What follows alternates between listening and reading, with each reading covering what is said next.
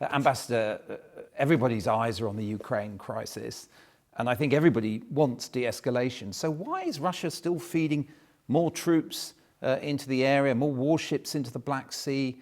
Doesn't that go against what every Western leader, including President Macron, has asked them to do?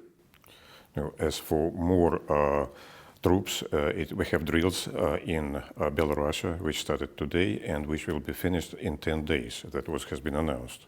I will just point out that drills simultaneously started in Ukraine with the use of UK armament, US armament and NATO. So all of this does not bring de-escalation of the situation. We need it, of course.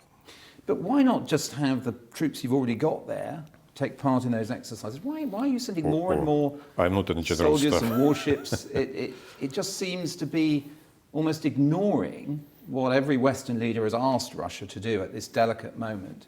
We can negotiate this if NATO will diminish its presence in Black Sea, which has increased by 60% this year in a comparison to the previous year, and the Baltics, which also has increased by 60%. That is too much.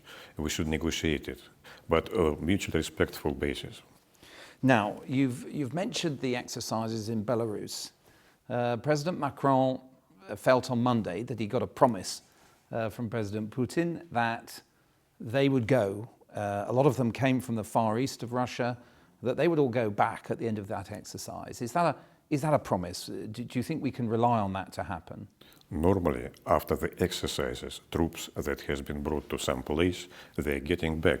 Absolutely. As I have said, exercises will finish by the 20th of February, and that depends, of course. I do believe that they will come back. That's the plan? Not mine. I'm not a general staff member.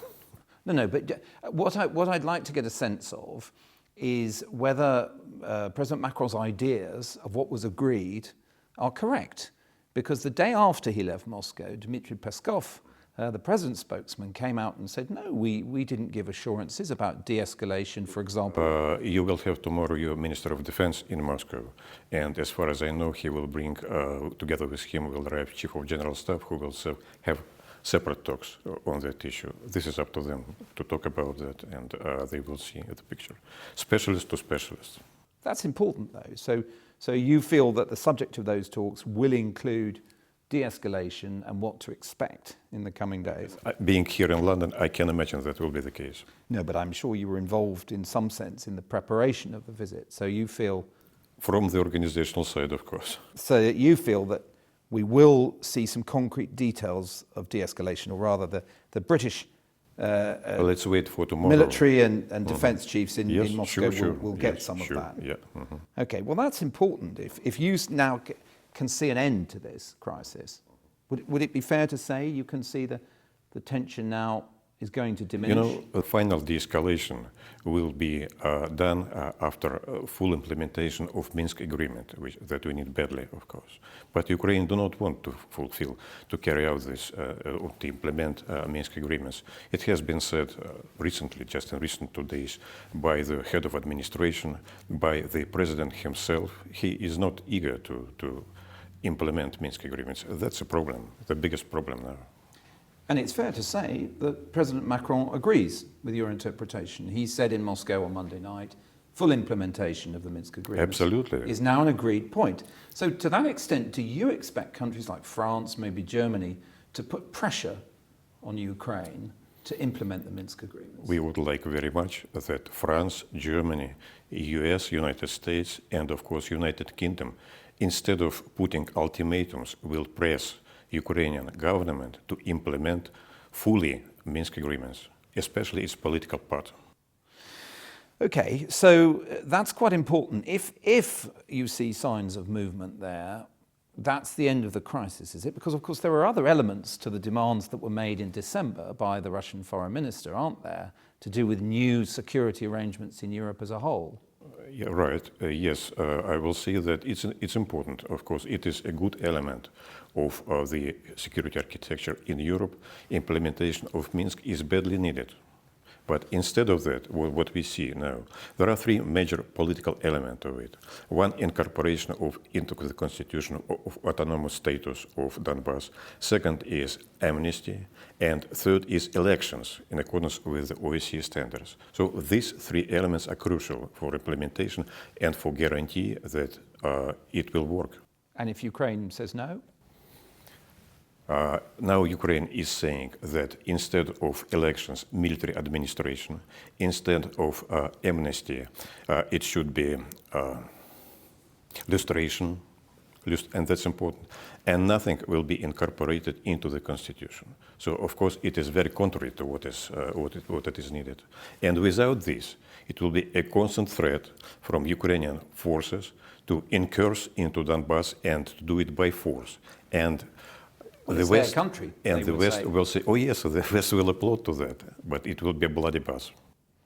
Well, of course, they'll say it's their country. They'll say that in 1994, under the Budapest Memorandum, Russia as well guaranteed the territorial integrity of Ukraine as an independent country. We have provided guarantees. It is for non-nuclear states. It means that it will be no offensive by nuclear weapons. But we did not guarantee Ukraine against the revolution which has happened, and the nationalistic government has come into power and civil war has started. You can't choose the government, though, in Ukraine, can you? You can't say anything we sign with Ukraine is invalid if we don't like the government. That seems to be what President Putin is saying. Non-nuclear guarantees, nuclear guarantees, it's totally different. It is misunderstanding about Budapest Agreement. So what we have done and what we have guaranteed over there.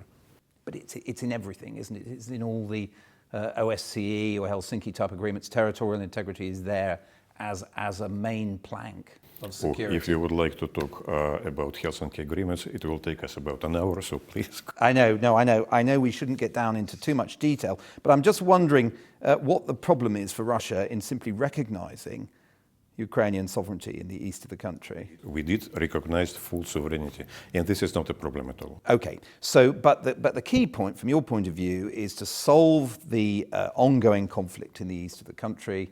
And to do that, the Ukrainians would say, you wish to give the people in the east, who've been backed by Russia, veto rights over the future direction of the country. No. Whether it's joining the EU or joining NATO.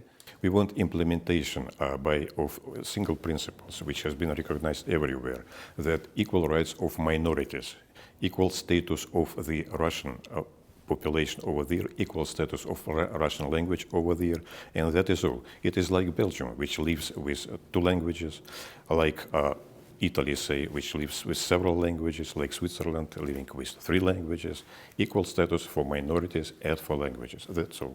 All right, let's talk about the meeting today with Liz Truss and Sergei Lavrov, your ultimate boss in Moscow, because a lot of people are saying it was a bit of a disaster, that he talked about a dialogue of the deaf.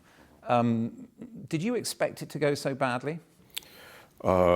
We did expect that it would be a certain brilliance of British diplomacy, which we did not discover at all, because UK minister was speaking with and operating with a limited number of slogans and formulations. And it was nothing like a dialogue based on mutual respect, recognition of mutual interests, and search of solutions. We did not see any contribution. She was repeating just formulations and slogans that she's doing it here in the parliament, by Twitter, in the newspapers, nothing else. Were you expecting a detailed conversation about Ukraine, Minsk Agreements, future security in Europe? Is that what you're saying? Mm-hmm. It was a detailed explanation from the Russian side by Minister Lavrov, what is happening, what is our desire, while this is the situation. But the British side neither listened and nor heard what we were saying.